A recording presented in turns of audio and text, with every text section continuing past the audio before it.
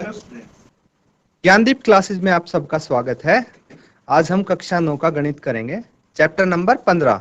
Chapter number 15 है probability यानी प्रायिकता। तो उसके हमने कुछ बेसिक किए थे, फिर उसके बाद कुछ क्वेश्चंस भी किए थे।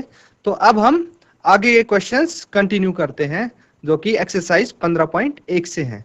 तो आइए स्मार्ट बोर्ड पे चलते हैं और क्वेश्चंस स्टार्ट करते हैं। तो स्टूडेंट्स, ये है प्रोबेबिलिटी।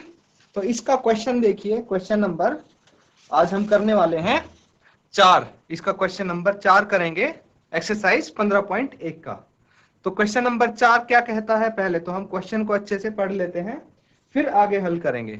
तो क्वेश्चन नंबर 4 में है 3 सिक्कों को एक साथ 200 बार उछाला गया है तथा इनमें विभिन्न परिणामों की बारंबारताएं ये हैं। तो क्या किया है, इसमें 3 कॉइन्स लिए हैं, 3 सिक्के एक साथ लेके, और उनको कितनी बार उछाला गया है, एक साथ तीनों सिक्कों को 200 बार उछाला गया है। अब 3 सिक्कों को अगर 200 बार उछालेंगे तो उसमें से इन्होंने बताया है कि तीनों के तीनों सिक्कों में जो चित आई है वो 23 बार आई है, और 2 सिक्कों में चित आई है वो 72 बार आई है।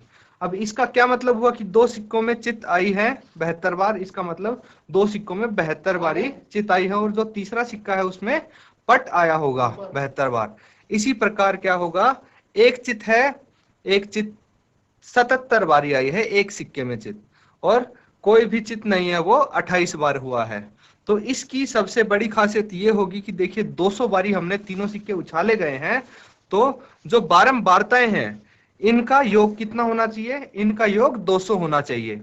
तो 200 इनका योग कैसे होगा, 23 प्लस 72 प्लस 77 प्लस 28, इन सबको अगर ऐड करेंगे तो कितना आना चाहिए, 200 आना चाहिए। तो 200 आएगा ये, क्यों, क्योंकि जो 200 बारी उछाला है उसी में से तो ये चीजें आई हैं कि 23 बारी में 3 चित आए हैं और 72 बारी में 2 चित आए हैं, यही करके। अब इसमें पूछा क्या गया है, ये तो क्वेश्चन मैंने आपको समझाया है, अभी पूछा क्या गया है, क्या निकालना है, वो चीज अब हम पढ़ते हैं। यदि तीनों सिक्कों को पुनः एक साथ उछाला जाए तो 2 चित आने की प्रायिकता ज्ञात कीजिए। अब ये बोला गया है कि 3 सिक्के हैं, उन तीनों को फिर से हम उछालते हैं। देखिए ये तो पहले का परिणाम बता दिया कि 3 सिक्कों को 200 बारी उछाला गया है एक साथ। अब बोल रहे हैं कि दोबारा फिर से हम उछालते हैं उन सिक्कों को, तीनों को एक साथ उछालते हैं, तो 2 चित आने की प्रायिकता ज्ञात कीजिए।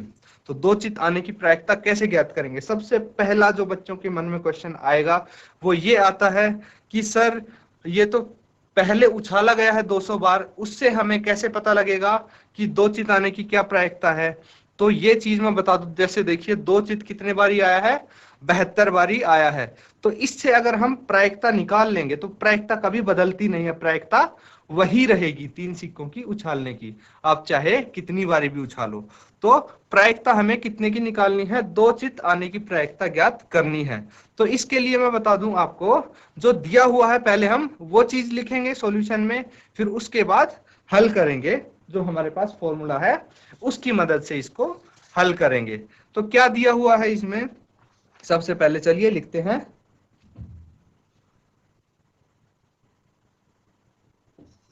इसका सॉल्यूशन, सिक्कों को उछालने की कुल संख्या कितनी है, सबसे पहले तो हम लिख देंगे सिक्कों को उछालने की कुल संख्या। तो सिक्कों को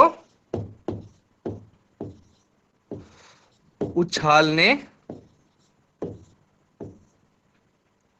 की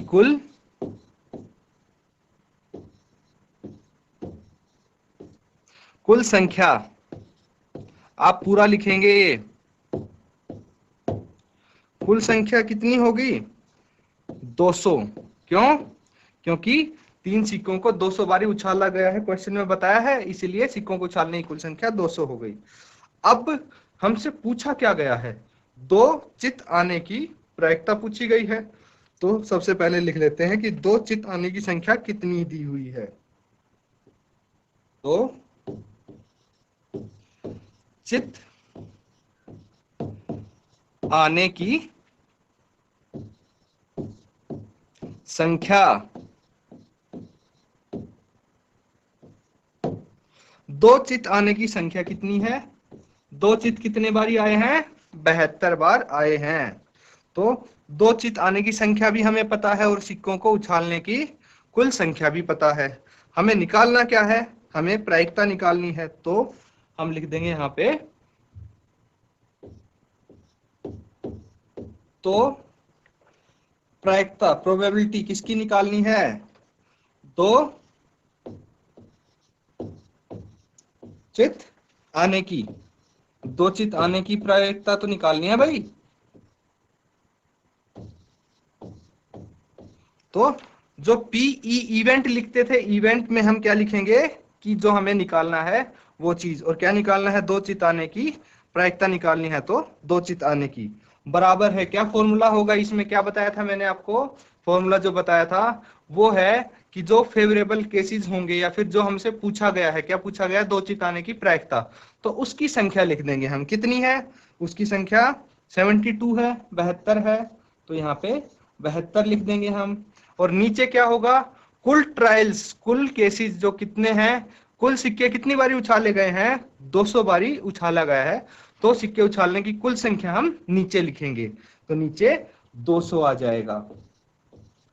अब हमारा क्वेश्चन हो गया है, अब सिर्फ इसको काटना है। तो इसको अगर हम काटेंगे तो कैसे काट सकते हैं, देखिए आप इसको, सबसे पहले हम 8 से काट सकते हैं सीधा, 8 निम 72, और इसको अगर 8 से काटेंगे तो 25 आ जाएगा, क्यों, 25 8 200 होता है। तो ये 9/25 आ गया। अब कैंसलेशन आप कैसे करते हैं, कितनी जल्दी करते हैं, स्पीड आपके ऊपर डिपेंड करता है। कैसे, आपको जितने टेबल जल्दी याद होंगे, जितने ज्यादा टेबल आपको याद होंगे, उतनी जल्दी आप ये कैलकुलेशन कर पाओगे, आपको पता लग जाएगा कि कितने से ये कटेगा। तो इसके साथ हमारा ये क्वेश्चन यहाँ पे खत्म होता है, और दो चित आने की प्रायिकता हमने 9/25 निकाल दी यहाँ पे। तो क्वेश्चन आप पढ़ेंगे, क्या निकालना है वो आपको एकदम दिमाग में आ जाएगा। इसी के साथ हम अब अगला क्वेश्चन करते हैं। अगला क्वेश्चन, क्वेश्चन नंबर 5 है। तो देखिए क्वेश्चन नंबर 5 क्या कहता है। क्वेश्चन नंबर 5 कहता है, एक कंपनी ने यदृच्छया 2400 परिवार चुनकर एक घर की आय स्तर और वाहनों की संख्या के बीच संबंध स्थापित करने के लिए उनका सर्वेक्षण किया है। एकत्रित किए गए आंकड़े नीचे सारणी में दिए हैं। अब यहाँ पे आप ध्यान दीजिए कि क्या किया है कि यदृच्छया क्या हो गया, रैंडमली, मतलब बिना किसी भेदभाव किए उन्होंने क्या किया है, कंपनी ने 2400 परिवारों को चुना है, और उनकी देखिए मासिक आय लिखी हुई है। नीचे जो आपको एक टेबल दिया हुआ है उसमें देखिए कि मासिक आय लिखी हुई है, और ये किस में है, ये रुपए में है। और उसके बाद क्या दिया हुआ है, यहाँ पे प्रति परिवार वाहनों की संख्या दी हुई है, 0, 1, 2 या 2 से अधिक। किसी परिवार के पास 0 वाहन है, किसी के पास 1 है, किसी के पास 2 है, या किसी किसी परिवार के पास तो 2 से भी अधिक वाहन है। तो इनकी संख्या यहाँ पे लिख दी गई है इस टेबल में। अब इसके टेबल के को देखते हुए इसके अनुसार हमें क्या करना है, हमें कुछ प्रायिकता निकालनी है। तो क्या प्रायिकता निकालनी है, ये देखिए, मान लीजिए एक परिवार चुना गया है, तो इसमें क्या है, इस सारणी में से कोई हम एक परिवार चुन रहे हैं, ये मानना है। तो प्रायिकता ज्ञात कीजिए कि चुने हुए परिवार, चुने गए परिवार में से क्या प्रायिकता ज्ञात करनी है। सबसे पहला भाग इसका जो है वो ये है कि उसकी आय 10,000 से 13,000 प्रति माह है, और उसके पास ठीक ठीक 2 वाहन है। अब सबसे पहले तो टेबल में जाके ये देखिए कि 10,000 से 13,000 तक कौन सा है, 10,000 से 13,000 तक आपको दिख रहा है। तीसरे नंबर का जो स्लैब है वो 10,000 से 13,000 है, और दूसरा इसमें पूछा उसके पास ठीक ठीक 2 वाहन है। तो ऐसे कितने परिवार हैं जिनकी मासिक आय 10 से 13,000 के बीच में है, और वाहन उनपे ठीक ठीक 2 हैं। तो यहाँ पे सामने दिख गया हमें कि 29 परिवार ऐसे हैं। तो इसको अब हम लिखेंगे कैसे, मेन चीज आती है, लिखेंगे कैसे। देखते ही टेबल में तो हमें पता लग गया, अब इसको दर्शाना कैसे, लिखना कैसे, चलिए देखते हैं।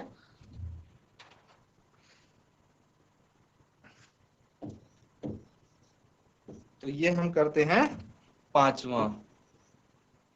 यहाँ पे सबसे पहले हम क्या लिखेंगे, कुल परिवारों की संख्या लिखेंगे। क्यों, क्योंकि ये तो हमें लिखना ही पड़ेगा, कुल परिवारों की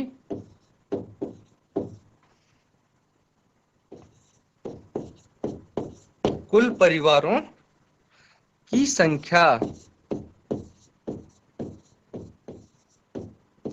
कुल परिवारों की संख्या कितनी है? 2400 दी हुई है, मतलब कुल परिवार 2400 हैं। तो जो टोटल नंबर ऑफ ट्रायल्स बोल सकते हो आप, या कुल केसेस बोल सकते हो, यहाँ पे वो हमेशा कितना रहेगा? ये तो आपको अब समझ में आ गया होगा, 2400 रहेगा। तो एक चीज तो आपको बड़ी आसानी से मिल जाती है इन क्वेश्चंस में, ये इनकी अच्छी बात है। अब दूसरी देखिए, दूसरा पहले पार्ट में हमें क्या निकालना है, वो चीज हमें लिखनी पड़ेगी। तो पहला भाग हम करते हैं। पहले भाग में जो निकालना है, आय 10,000 से 13,000 प्रति माह। तो यहाँ पे सबसे पहले तो हम देखेंगे आय 10,000 से 13,000 प्रति माह, प्रति माह। और 2 वाहन रखने वाले परिवारों की संख्या। देखिए 10,000 से 13,000 प्रति माह उनकी आय है, और दूसरी चीज क्या बोली थी उसमें, और 2 वाहन, 2 वाहन भी तो होने चाहिए, 2 वाहन रखने,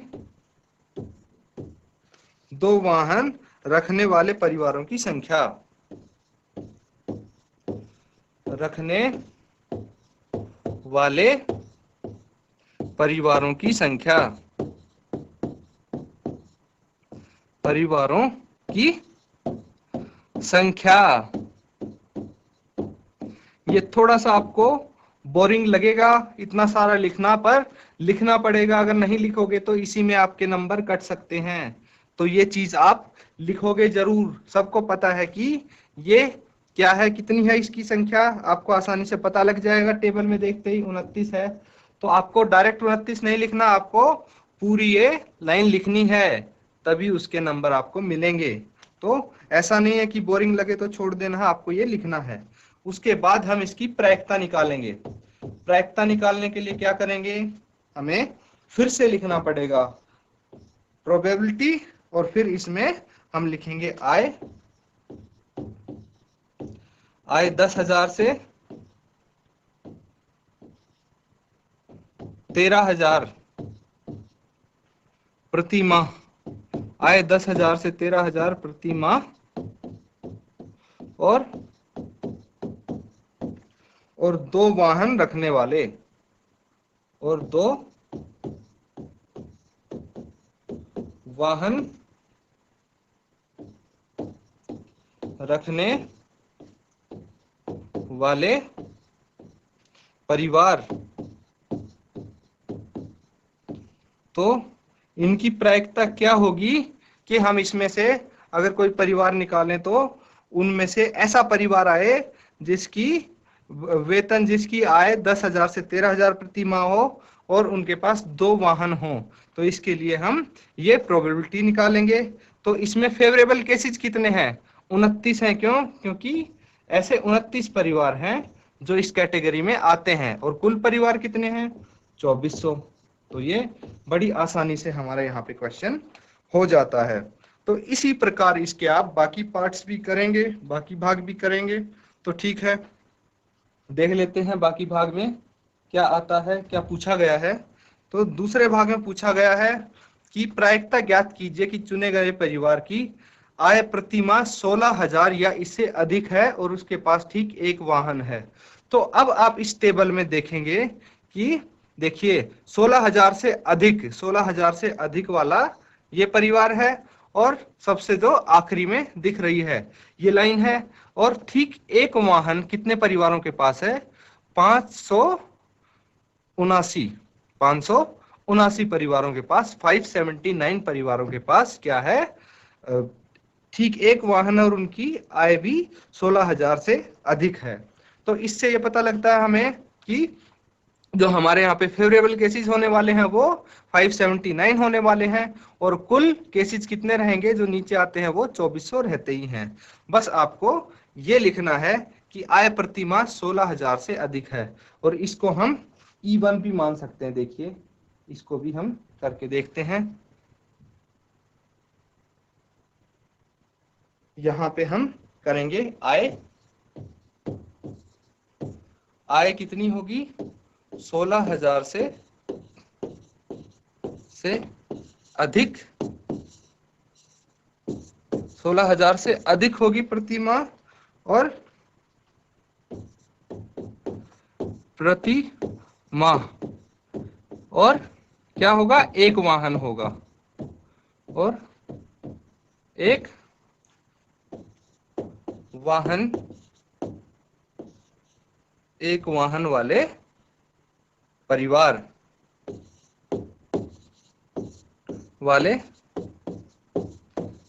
परिवारों की संख्या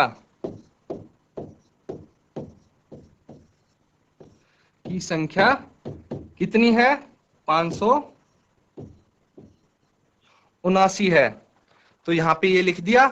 अब उसके बाद इसका क्या करेंगे, हम प्रायिकता निकाल देंगे। इसकी प्रायिकता कैसे निकालेंगे, P, फिर से आपको ये चीज लिखनी पड़ेगी, क्या, कि आय 16,000 से अधिक प्रति माह और एक वाहन वाले परिवार, यहाँ पे ऐसे लिखेंगे। फिर उसके बाद हमारे जो फेवरेबल केसेस हैं 579 है, बटे कुल केसेस 2400 हैं। तो यहाँ पे ये इसका उत्तर आ जाएगा। इसी प्रकार इसका भाग 3 भी करेंगे। तो इसका भाग 3 अगर हम करें तो उसमें भी आप ऐसे ही लिखेंगे कि आय, क्या पूछा गया है इसमें, देखिए भाग 3 में कि आय 7,000 प्रति माह से कम और उसके पास कोई वाहन नहीं है। तो 7,000 से कम तो हमें पहली लाइन में ही मिल गया, और 0 वाहन वाले कितने परिवार हैं, 10 परिवार हैं। तो यहाँ पे हम क्या लिख सकते हैं कि आय 7,000 प्रति माह से कम और कोई भी वाहन नहीं है, ऐसे परिवार कितने हैं, इनकी संख्या 10 लिखेंगे हम। तो आइए,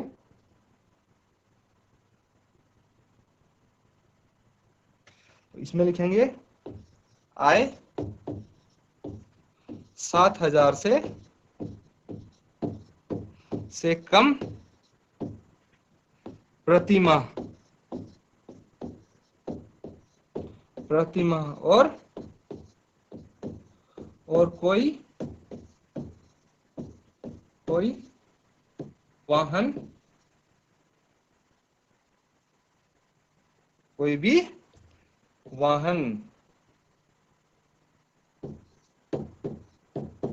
कोई भी वाहन न रखने वाले परिवार,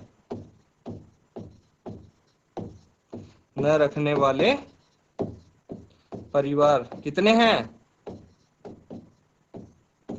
ऐसे 10 परिवार हैं। तो इसी तरह आप इसकी प्रायिकता निकालेंगे। प्रायिकता में फिर से आप लिखेंगे कि आय 7,000 से कम और कोई भी वाहन ना रखने वाले परिवार, ये कितने हो जाएंगे, 10 बटे 2400, और 0 से 0 काट दिया तो 1 बटे 240 यहाँ पे इसका आंसर आ जाएगा। इसी प्रकार आप फोर्थ करेंगे। देखिए फोर्थ में क्या दिया हुआ है,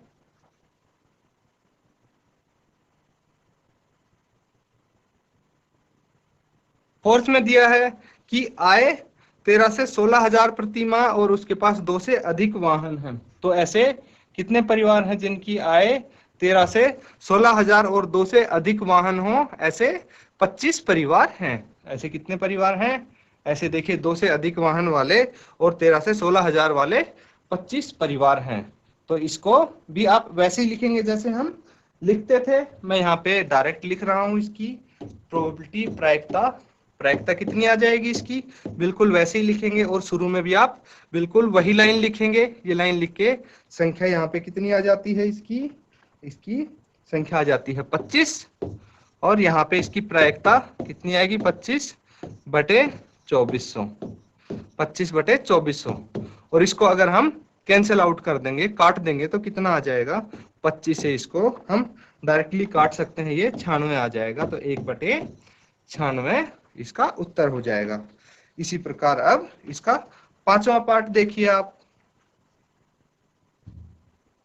तो 5वां पार्ट क्या कहता है, जिसके पास 1 से अधिक वाहन नहीं है। अब टेबल में देखते हैं कि ऐसे कौन से परिवार हैं जिनके पास 1 से अधिक वाहन नहीं है। तो इसके लिए हमें क्या करना पड़ेगा, इसके लिए तो हमें कैलकुलेट करना पड़ेगा। कैसे, कि परिवार जिनके पास 1 से अधिक वाहन नहीं है, वो कितने होंगे? तो देखिए, एक से अधिक वाहन नहीं मतलब एक वाहन तो हम गिन सकते हैं ना, एक वाहन वाले परिवार को तो गिन सकते हैं। क्यों? क्योंकि इसमें पूछा एक से अधिक वाहन नहीं होना चाहिए भाई, एक हो सकता है, जीरो हो सकता है। तो देखिए जितने भी परिवार हैं इसमें आय का कोई स्लैब नहीं दिया है कि कितनी आय होनी चाहिए, इसीलिए किसी परिवार की कितनी ही भी आय हो हम सबको लेंगे। जैसे 160, 305, 535, ये 469, 579, 10, 1, 2 और 1, ये सारे परिवारों का हम योग करेंगे। तो इसको करके देखते हैं। देखिए, तो पांचवा पार्ट ध्यान से देखिए आप, ये पांचवा पार्ट यहाँ पे हम करते हैं। तो पांचवें पार्ट में हम क्या करेंगे कि परिवार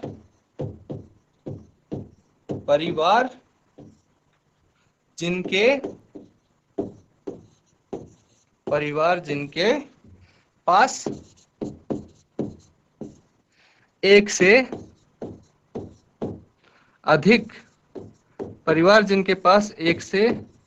अधिक वाहन नहीं है, वाहन यही तो पूछा गया है कि एक से अधिक वाहन नहीं है। तो ऐसे कितने परिवार हैं, इसके लिए तो हमें योग करना पड़ेगा। तो सबसे पहले 10 था हमारे पास, उसके बाद 0 था, 0 को तो हम जोड़ेंगे नहीं, प्लस 1 प्लस 2 प्लस 1, ये हमारे पास पहली लाइन में था। तो इसका योग कितना आ गया? 14 आ गया। अब देखिए ये कौन से परिवार हैं जिनके पास 0 वाहन है, हमें वो भी जोड़ने हैं जिनके पास 1 वाहन है। तो वो टेबल में आप देखिए अपने 160 प्लस 305 प्लस 535 प्लस 469 प्लस 579 और प्लस ये 14 भी इसमें जुड़ेगा और टोटल इसका योग कितना हो जाएगा? देखिए 14 को भी हम इसी में जोड़ देंगे, 14 को भी हम इसी में जोड़ देंगे। तो प्लस क्या हो जाएगा यहाँ पे? प्लस 14, तो ये आ जाएगा 2062। अब इसमें क्या करेंगे हम? प्रोबेबिलिटी निकालेंगे, प्रायिकता फिर से हम वही लिखेंगे कि परिवार जिनके पास एक से अधिक वाहन नहीं है, और फिर उसके बाद हम क्या करेंगे? उसके बाद 2062 बाय 2062 बाय 2400, 2062 बाय 2400। इसको आप काट भी सकते हैं, अगर आगे काटेंगे तो क्या आ जाएगा? ये आ जाएगा 1031, 1031 बटे 1200, इसका उत्तर आ जाएगा। हाँ तो स्टूडेंट्स, आज हमने प्रोबेबिलिटी के क्वेश्चन नंबर 4 और 5 किए। 5 काफी लंबा क्वेश्चन था, तो हमने उसी हिसाब से देखा कि क्वेश्चन बड़ा होने से कुछ नहीं होता, घबराना नहीं है, क्वेश्चन आसान था, देखिए कितनी आसानी से हो गया। तो इसी प्रकार आप बाकी क्वेश्चंस भी प्रैक्टिस करेंगे, और अगर किसी का छूट गया है तो आप हमारे डीडी उत्तराखंड यूट्यूब चैनल पे देख सकते हैं। Thank you and have a nice day.